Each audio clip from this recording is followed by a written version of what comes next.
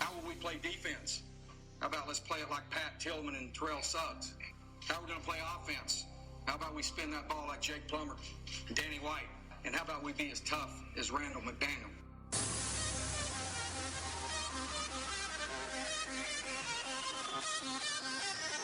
It is a leaping catch for a touchdown by Jamal Miles.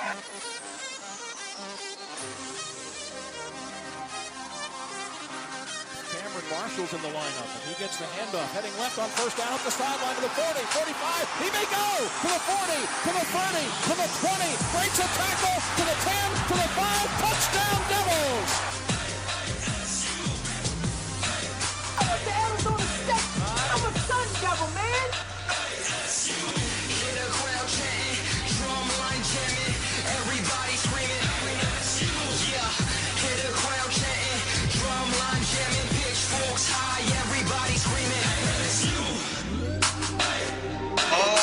Sun Devil faithful out there, I need your support. I need you to, what I call speaking victory. Start speaking victory every day.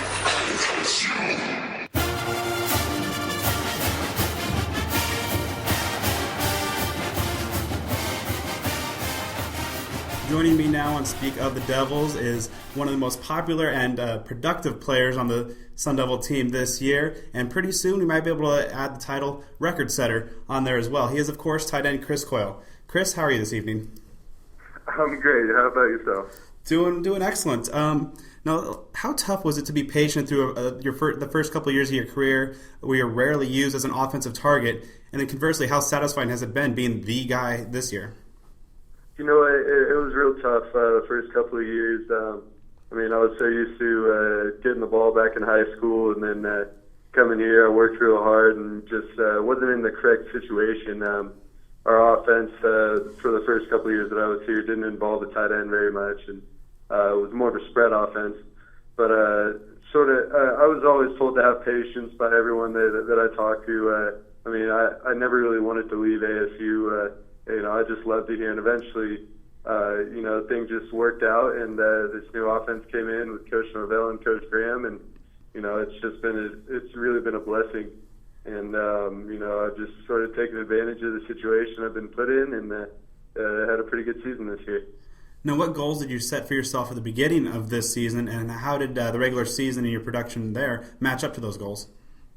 You know what? My goals are pretty easy, actually. I have a high standard for myself, and that I always tell myself to catch everything that comes my way.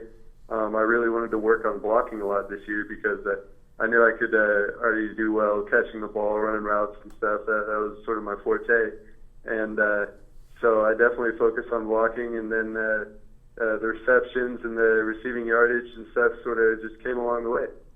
Now, in your mind, how has the offense evolved throughout the season? Or before the year, it seemed like it might be just a run-heavy, Cam Marshall-led offense, but we've seen the Sun Devils air it out a little bit more than initially anticipated.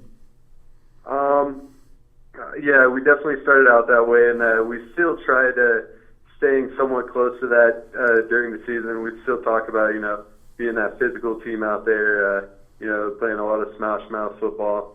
And towards the end, I think it got a little bit towards more of an air attack because there were certain situations where personnel were out on the field and we wanted to get plays done real quick, and that was just sort of the best option for us at the time. And defenses weren't able to keep up with the air attack downfield. The secondaries were having a hard time getting their defensive play calls in, so we were just taking advantage of that. Now, the guys throwing you the ball, Taylor Kelly and Michael Eubank, how would you rate them during their first year in this offense? I'd definitely give them both an A. They've done a really good job. There's a couple of mistakes here and there. It's why, nobody's perfect, not an A+, but both of them, for the situations that they were put in, did exactly what they were told to. This is a really tough offense. There's so many different plays, so many different formations and motions that, it took a little while to get it going at first, and the quarterback figuring out what exactly everybody was doing each play. But after they were able to pick up on it, they did a really great job for us and made a lot of plays for us this year. Now, of course, you're closing in on Zach Miller's single-season tight end receptions mark in school history. Is this something that has been heavily on your mind? And also, like, once or if you do set the mark, how important it would be to stand atop a list that has Zach Miller and Todd Heap on it? It hasn't been on my mind that much at the beginning of the season, but a little bit towards the end of the season, people started bringing it up more, and that's when I started realizing how close I was to actually, making that record my own. And it's just such an honor to be considered along those guys because they're such great tight ends. They've done so much for this university, and I'm just going to do my absolute best in this bowl game to get those last couple of receptions and be on top of that list, and hopefully with this offense, it'll be around for a long time, and maybe another great tight end will come through after me, and hopefully make his own record. Now, going back to last Friday, of course, the incredible Territorial Cup match. How sweet was it to get the cup back for the Sun Devils? It was such an amazing feeling. It's always a great rivalry between us. There's just so many good games. Like the last time we were there, we had to block two field goals to win the game. This time, we were switching back and forth with, UofA was up, we were up, UofA was up, and then, we came back and finished strong in that last quarter with 24 points, I think it was, and we were able to get the victory. So, it was just such an amazing win, and it was so great to see how happy our fans were down there, make sure that they didn't go home disappointed. Now, you're a special teams contributor back on the 2010 team that had that thrilling blocked extra point party down in Tucson. Which of those two thrilling wins on the Wildcats' home turf would you rank as more satisfying? You know what? I'm going to have to say this past game was the most satisfying for me. Just being able to do more for my team. I did what I could back then on special teams, but this year I really felt like I was able to help open some holes for Marion to score a couple of his touchdowns and just make some big blocks and a couple of catches and just do my part to help our team get the win. So I definitely think that this game was I was more involved, so it was more satisfying to me. Now, what was the locker room like before the game? Were the guys kind of quiet, focused, or was it kind of a rowdy atmosphere before heading out onto the field? Before this game, I'm definitely going to say we're real focused. Our coaches were doing a good job all week of making sure that we didn't, let the rivalry game get to our head, but we all stayed focused on what we were supposed to do, the goal at hand, which was getting the Territorial Cup back. And, the guys understood what we needed to do. They understood it was going to be a tough game. We were going to have to play all four quarters and just stay mentally focused the whole time. And I think we definitely did a good job of doing that. Now, one of the hottest topics on social media platforms and among fan circles since that game was the kind of quote-unquote dance party that the Wildcats sideline players and fans are doing in the first quarter despite being up only 6-0. What was the reaction from the ASU players at that time upon seeing that? Was that any extra motivation, or was that just completely ignored with the focus on the game? For me, I know for me and a lot of other guys around me, it was definitely motivation to come back and sort of play a whole lot better than we were playing, make sure that we had to play a lot better the rest of the game.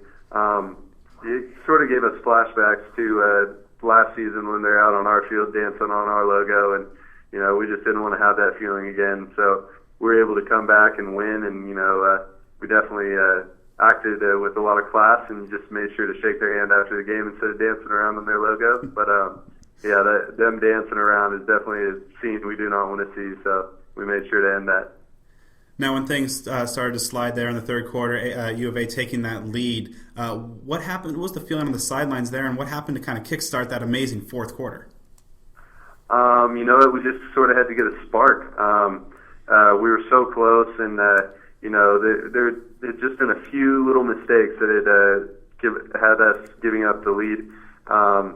So when we had started coming back with those turnovers, the defense was able to force the fumble from the quarterback and pick that up, and then we were able to block the punt. just things like that really changed the momentum of the game around. Guys were still in the game. We were still ready. We just needed something to sort of light a fire under us, and that's what happened. And we're able to feed off of that and just finish the fourth quarter as best as we could. Now, what things do you think that the team can take from such a thrilling and important victory over your arch rival that you can build upon heading into next season? It was a tough game. They're one of the better teams in the Pac-12. They had the best offense in the Pac-12, and they had a pretty good defense. And, just something that we need to take mentally is that, we could beat big teams like that. And when it comes to big games, we just have to be able to finish strong all the way through the games. And that's something that I think we lost a little bit during the season. There were a couple of games where we weren't able to do as well the second half as we had hoped. And, so next season it's definitely going to be something to work on in the off season, is finishing strong and, maintaining our tempo all the way throughout the game and, sort of not letting up any dumb points or, making the mistakes in the fourth quarter when we're tired. We got to stay mentally focused and mentally tough. Now, how would you compare the mindset of the team right now heading into a bowl game after 2 straight victories as opposed to last year heading into a bowl game coming off that November slide? These last couple of victories have been very good ones for us, and all the guys are very excited that first of all, we ended our regular season with a winning record, and we're hopefully going to continue that into the bowl game and get another win. And we're definitely feeding off these last couple of victories. It's such a good feeling to come off the field with the win, and the guys, we've experienced it both ways, wins and losses, but we definitely want to finish strong and our first season with Coach Graham, this new offense and new defense in a good way in the bowl game. So we definitely want that win. Now, speaking of that bowl game, do the players have a preference as to what bowl game you'll be heading to? No, I don't think so. Everybody's just excited to hear where we're going to end up going. It's really up in the air right now. Sunday, everybody's going to be stuck to their TV, and that's when we'll see where we're going. Everybody's going to be real excited. Now, last question I got for you. Being one of several key offensive pieces that will be returning next season, how good do you think that next year's offense can be, and what's the limit of the potential there? You know what? I don't know if there is a limit. We have so many guys coming back.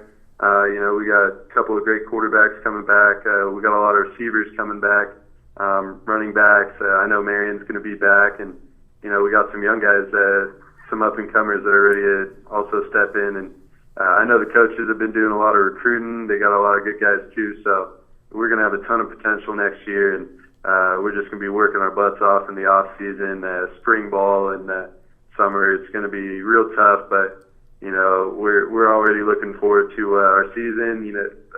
We have Wisconsin, we got Notre Dame, and these are all big games that we've been in before, but we're going to try and come away with victories this time, and it's just really exciting to think about the opportunities we have next year. Well, Chris, really appreciate you taking the time out to talk to me tonight. Good luck in the bowl game and getting the win, and as well getting the record. Thank you very much. We're going to do our absolute best and bring home another win for the Sun Devils.